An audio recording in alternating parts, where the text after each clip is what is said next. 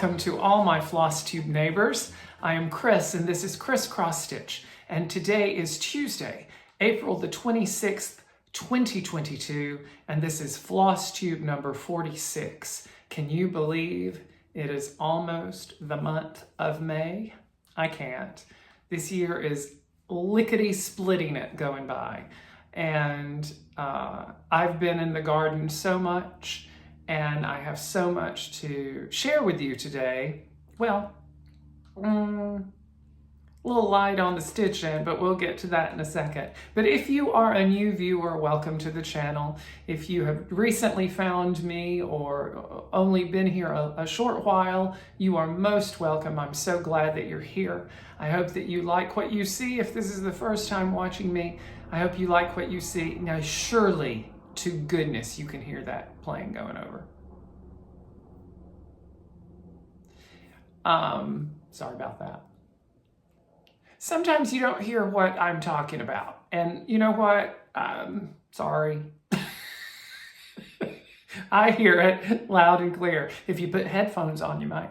Anyway, if you're new, welcome. And I hope that you like what you see enough to subscribe and ring the bell and leave me a comment and tell me where you're from and all those great things. We have a great time here at Xrossstitch. This is a channel primarily about cross-stitching, but there's more to my channel than just that. And if you are a returning viewer, welcome. You are the neighborhood here at Xrossstitch, and I certainly appreciate your being a part of it.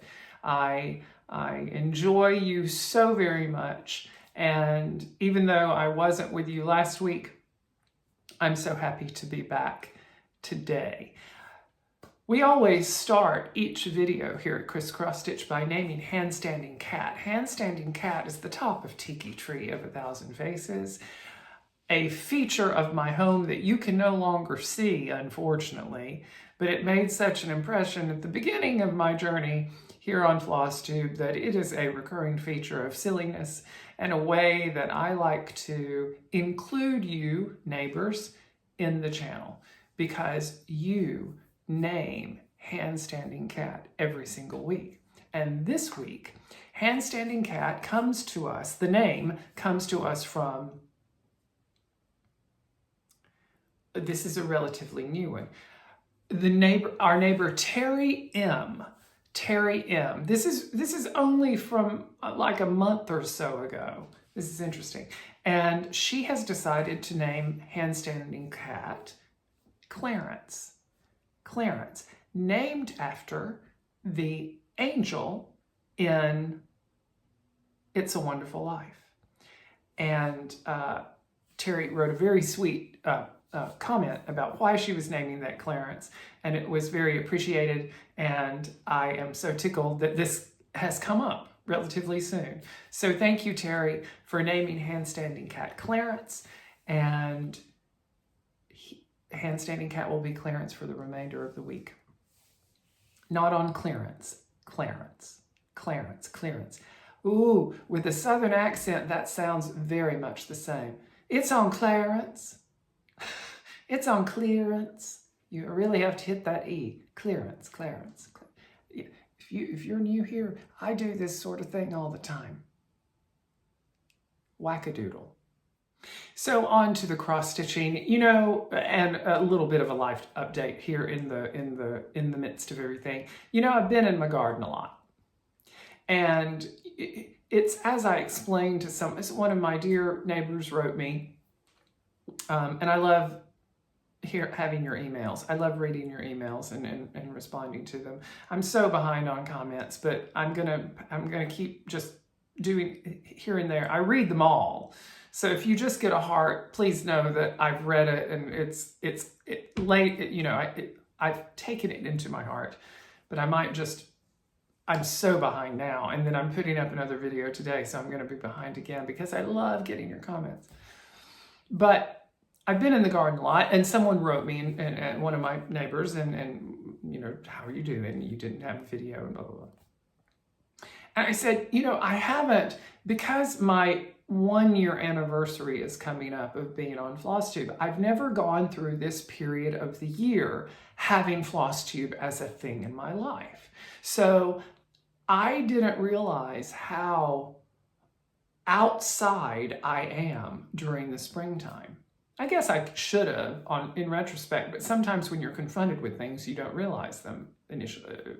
And this is a realization that I'm coming to, is I'm just outside a lot in the springtime. And in the early part of the summer.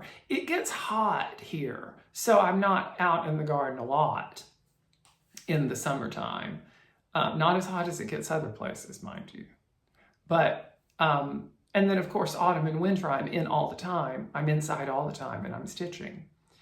So spring is probably going to be light here at Xrossstitch as you know, if I continue doing this 3 or 4 years. But hang with me, because I'm never going to just abandon you. And I'm never going to abandon my stitching. But sticking to theme, the only thing that I worked on since last we saw each other was the wonderful How Does Your Garden Grow? Mystery Stitch Along by Caterpillar Cross Stitch. I am working on my wonderful modern folk embroidery Fruits of Plenty. I mean, I'm not working on it actively. I haven't forgotten about it. I just needed a break.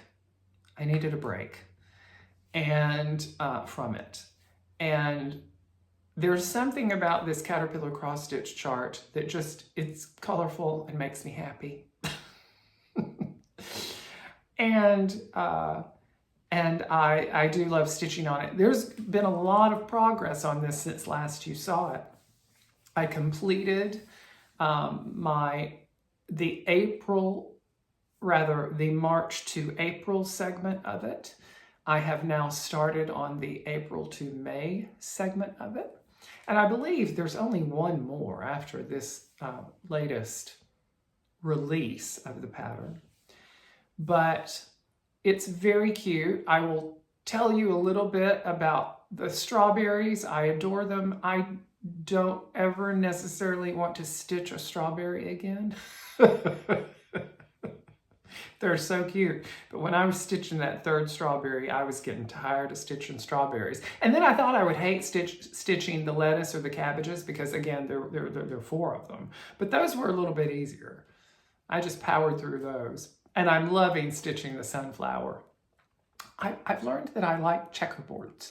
I like stitching checkerboards or baskets, you know, where there's like a stitch and like stitch, skip, stitch, skip, stitch, skip. That's a tongue twister.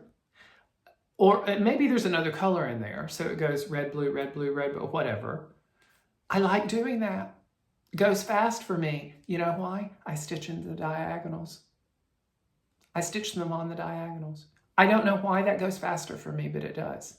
See, you're getting lots of tips and techniques embedded in the banter.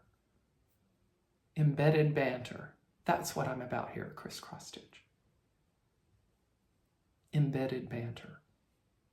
But anyway, that is my progress on How Does Your Garden Grow? It's just delightful. I've decided it's going to go in my kitchen because my kitchen is where my whimsical things are. My whimsical embroidery cross-stitch artwork, because what you do is artwork when you stitch, I firmly believe. And I'm very excited because I just received my next one. This is the Caterpillar Cross Stitch Touch of Magic Mystery Stitch Along Kit. And this is going to kick off hashtag Spooky Summer Stitch when it begins. This is going to begin in May. The dates of the beginning are going to be below me as I talk because I foolishly didn't put them in front of me. And you can still order this from Caterpillar Cross Stitch, and I believe you can still use my discount code, which is also going to be below me on this video. And all this will be involved in the show notes below as well. But I have to tell you, it comes with the cutest needle minder I've ever seen. That's adorable. This little black cat needle minder. And the little black cat is in the chart. Just like the gnome is in the chart and you got the gnome needle minder, this little black cat is in the chart for the Touch of Magic. So I love them. I just love Caterpillar Cross Stitch.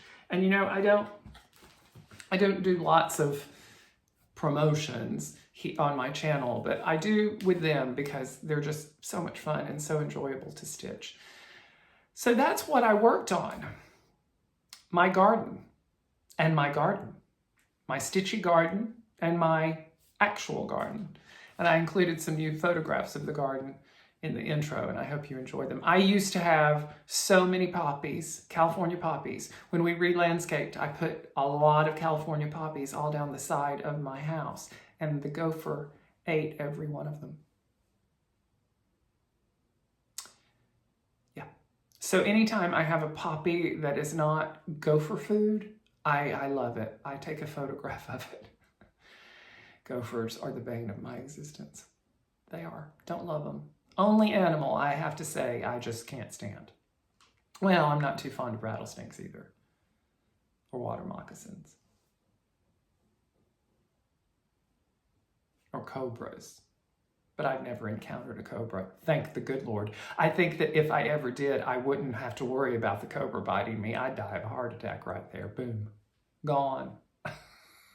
Anyway, enough of that.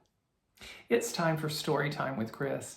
And I'm getting back into the swing of things with my regular segments, and I'm so excited about it because today I am bringing to you 3 more of my grandmother's little poems. Now, I introduced this a short while back.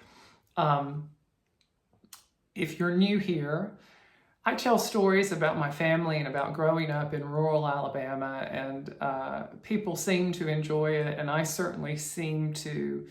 Well, I know I enjoy it. I enjoy keeping these people alive through the stories. And I think storytelling is an art that we need to keep alive as we move into a more technology-centered society. I think it's really important to continue telling our stories and even if we're not sitting in the same room telling them to each other, we can at least tell them through technology to each other, because that's where I learned to do it. I was a little boy on an oval braided rug in our living room, sitting in the center playing with my Fisher-Price toys with a ring of senior citizens around me, my great aunts and uncles, and my grandmother, telling stories of their life and times. But my grandmother was a very wise woman, and she had a penchant for poetry. Granny wasn't a perfect poet. When I'm going through these sometimes, and I, studied Shakespeare and have performed it, so to me, meter is very important. Ba-dum, ba-dum, ba-dum. But, and Granny wasn't the best at meter.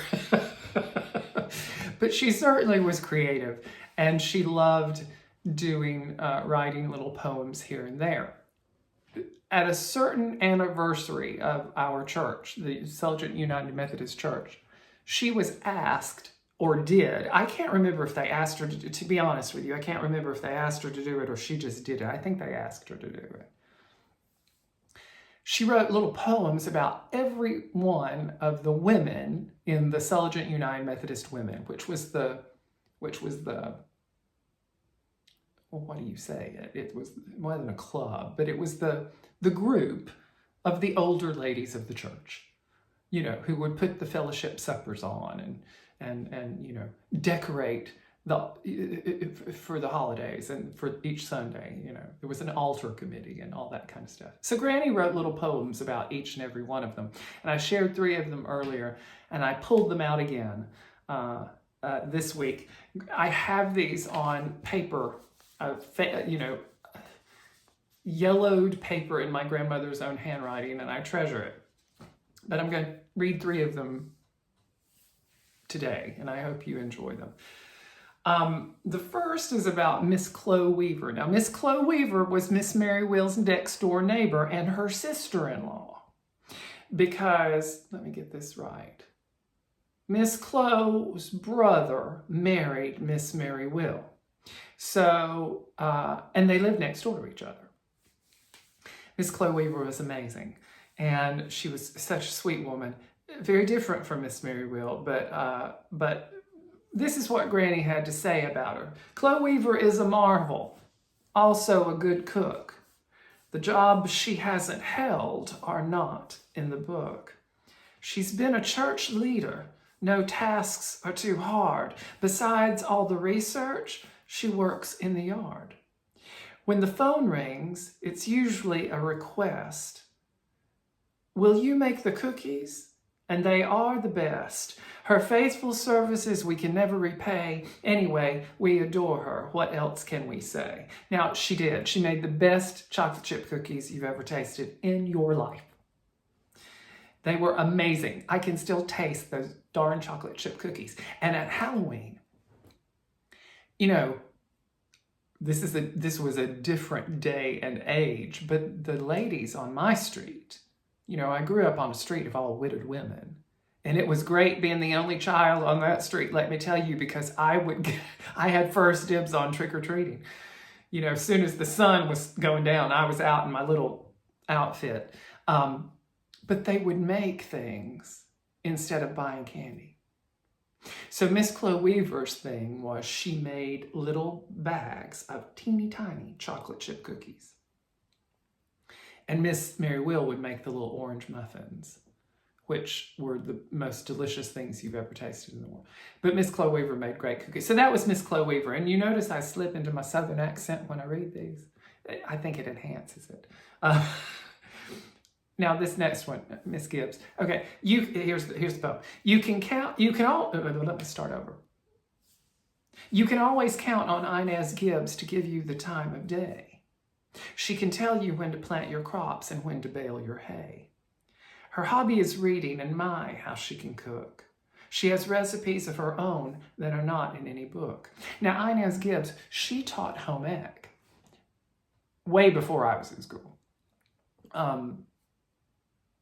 She was a home ec teacher, and she could tell you when to plant things. She was like a walking farmer's almanac. And she was a very good cook. She really, really was. She was a fine lady. She was a little snooty. I have to tell you. Miss Gibbs. A little snooty. But nonetheless sweet. I remember, the reason I say that is because it was a very strange, no, it wasn't substitution. We had to take, today's going to be a rambly story day. We had to, when I was in high school, we had a class that was like a required home ec class, even though it wasn't considered home ec. Because all the girls took home ec and all the boys took agriculture, and I didn't take either one of those. I was in band or something like that. I don't remember. But there was a required course that all of us had to take. Home and Personal Management. I think that's what it was called. And it was in the home ec building, and it was with the home ec teacher, and I loved the class. It was actually quite a wonderful class because we learned how to cook things and how to keep a kitchen and how to balance a checkbook, and it was life skills class, and I think we need more of that actually nowadays. But Miss Gibbs was asked to come and teach one of our classes by the current home economics teacher, who obviously looked up to her, and well, she should have done. But I remember that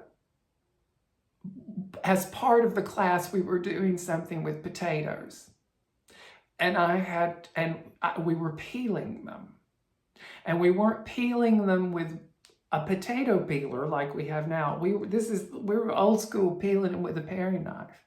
And I prided myself on peeling potatoes because I had done it for Granny 1.5 times. And Miss Gibbs came over to me and she said that I had done a really nice job, but I could get it a little closer to the edge so as not to take so much potato with the peel.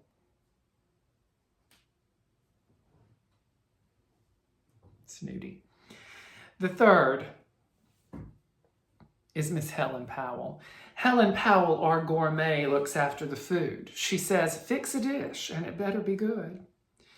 She had an accident holding a platter of chicken. Her ankle was sprained, but the chicken's still kicking. Now, this actually happened. Miss Helen, but she was the organizer of all the fellowship suppers at one point, and she would ask you to bring certain things. I mean, she would tell the ladies of the church to bring certain things, and then everybody else could bring what they'd want to. But it was actually a situation that, and Granny was so proud of this poem. She loved this poem. She was so proud of this one, and it was all because of that chicken still kicking line.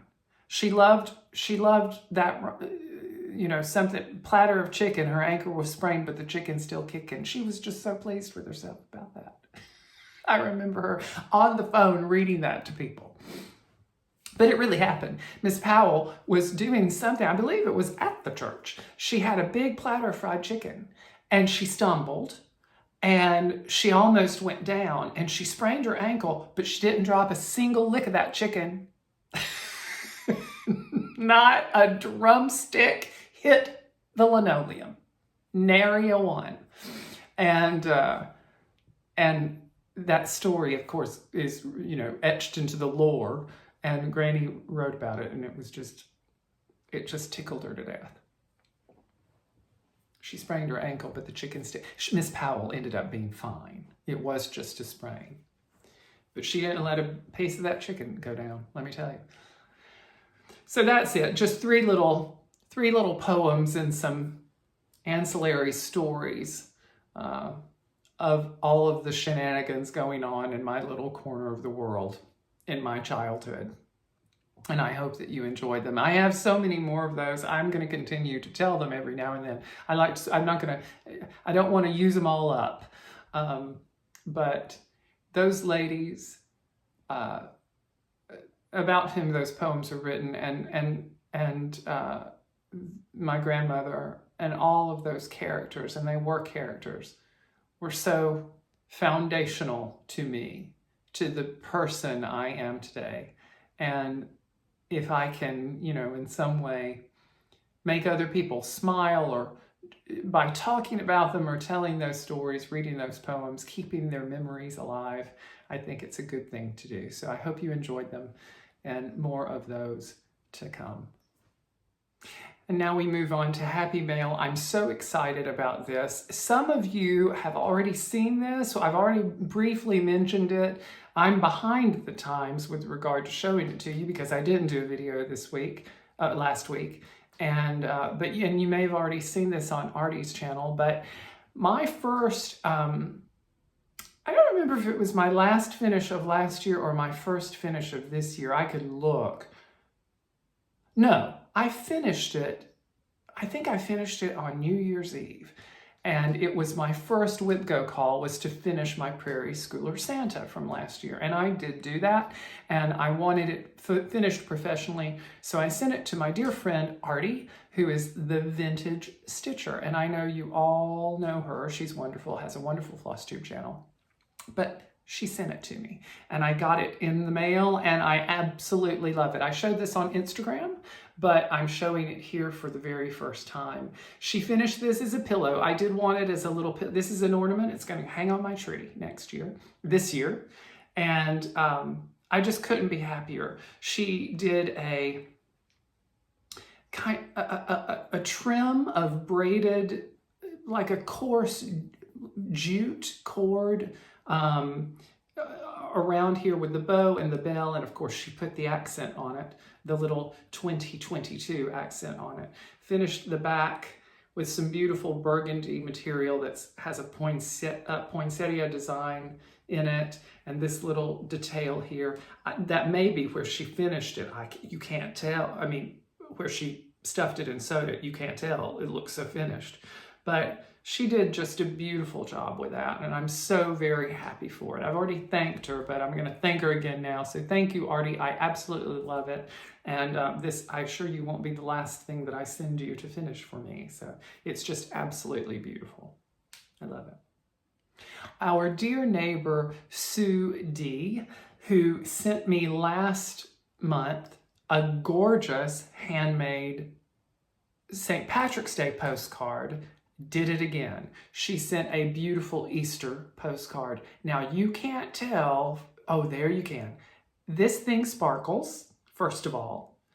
And even though it may look to you the way you're seeing it now, that it's paper, it's not. This is fabric. And she has sewn, I'm going to go in very close. She has sewn this. There is a border all around, and you can see it most there. There is a border all around this that she has sewn. And it's just gorgeous. Look at that. Isn't that pretty? I just love this. And I keep cards. I've been doing home organization, spring cleaning, home organization, being in the garden. And I have just pulled out all of the card boxes. And I can't tell you. And I cannot throw them away. I can't throw them away. Because when I pull a card out that I have saved, and you know that whole Marie Kondo thing, that, the decluttering thing that was kind of big recently, about not keeping anything that doesn't bring you joy. Well, I don't know how she would deal with me, because I have a lot of things in my cabinets that some people might consider clutter. And I may only pull it out once a year or two, or once every 5 years. But I keep them, and I haul them from I hauled them from apartment to apartment to apartment. And now we've been in this house for almost 20 years, but they will continue to stay with me because they bring me joy. They bring me joy. That card that I received on opening night of my very first college production, I still have, because when I pull it out, it brings me joy. And it takes me immediately back to that dressing room in my college theater, and I can still hear the door the way it sounded and feel the concrete floor beneath my feet. It brings me joy. So that's another tangent. I'm very tangential today, but thank you, Sue, because this is going to stay with me forever. I really do appreciate it, and it will always bring me joy. And finally, our dear neighbor, Lissa C., who is a frequent commenter, wonderful viewer, she sent me a package just completely out of the blue. And I have to tell you guys, again, I don't deserve this, but I appreciate it so much. And these things make me so very happy. And I hope that in some small way, I return it all back to you. But look, I would have worn this today, but it's warm here in Southern California today. But I'm really glad to get this too, because I only have like one big sweatshirt that I put on. It's a Disney sweatshirt. It's got Grumpy on it. It was given to me in my past by someone who said that I was grumpy when I woke up in the mornings. And it's true, but I'm so glad, because now I have another one. I have another big sweatshirt that I can put on when I get cold, and I do get cold at night, even here in Southern California, but I just love it. So, oh, and there was also this amazing little witch needle minder attached to it. A cute witch gnome. It's actually a gnome witch needle minder, which I adore. And these are from Gina's Unique Needle Minders. I'm sure she has a... Is she on Etsy? We'll figure that out. But I just love it. Anyway, thank you, Lissa. It's great. I just adore it. Thank you. Thank you so much. And now we move on to giveaways. First of all, I just want to let you all know, you probably do, those of you who have won and by now should have received them, but all of the giveaways from the past month or so have gone out. They should be in your hands. I've heard from some of you that you actually have received them, so that's wonderful. And if you are neighbor Colette Rowbury and Debbie Mason, and I used your full names because that's how you are on YouTube, please send me your mailing address. You two are the only two from the past several weeks that I don't have a mailing address for. So please send me that to xrossstitch@gmail.com. Make sure whenever any of you are emailing me that you check to see that there are 3 S's in the email address. That's what tends to trip people up, is that one of those S's falls by the wayside. But it's actually the full 3 words, Xrossstitch, all written out at gmail.com. And the link is below, so you can just copy and paste it. But that's what usually trips people up, and sometimes emails go off into the ether and I may not have received it. But if you are watching and you can send me your mailing address, I'd really appreciate it. And today we have 3 new giveaways to offer up for you. The first, very popular, Stitching with the Housewives, the chart Ronnie and the Bees. Ronnie and the Bees. This is adorable. I love animals wearing clothing in cross-stitch charts. I'm not so keen on animals wearing clothing in real life, although occasionally you will see a little doggy in a cute outfit, and it's hysterically funny. And although they hate them, cats wearing hats is pretty fun. Google that. It's very fun. But this is Stitching with the Housewives, Ronnie and the Bees.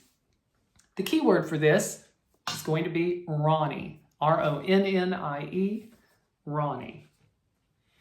The second giveaway, a little bit of departure from the first. This is a very pretty, and this is hard to see, so you're going to have to really look at the photo I insert here. This is from the Vanessa Ann collection. It's called Lavender Tea. Lavender Tea. And this is a very pretty, delicate sampler. Some back stitching there, an alphabet, but it's really pretty. And I like it quite a lot. I just don't see myself ever stitching this, but Lavender Tea. The key word for this, of course, is going to be lavender. Lavender. And the third giveaway from this week, I'm sure this is going to be a very popular one because so many people are into stitching houses, and this has a beautiful one. I'm sure many of you have seen this before. This is Little House Needleworks, Home of a Needleworker. Home of a Needleworker. And the key word for this is going to be needleworker. A little bit of a longer keyword, but needleworker. Worker. So if you would like to be considered for any of those giveaways, please use the keyword. I just spit. I just sprayed my computer. You know, when you're on stage and you will hear frequently in acting courses that if you are doing everything that you were supposed to be doing, this is speaking or singing. Sometimes you will in your elocution, you will spit, or you will see spittle, because you are enunciating so properly and projecting so properly, you spit. And it's true. And it's disgusting. Especially if you are on the receiving end of the spray from your acting partner. It always breaks the mood when Lady Macbeth takes your eye out with a big loogie.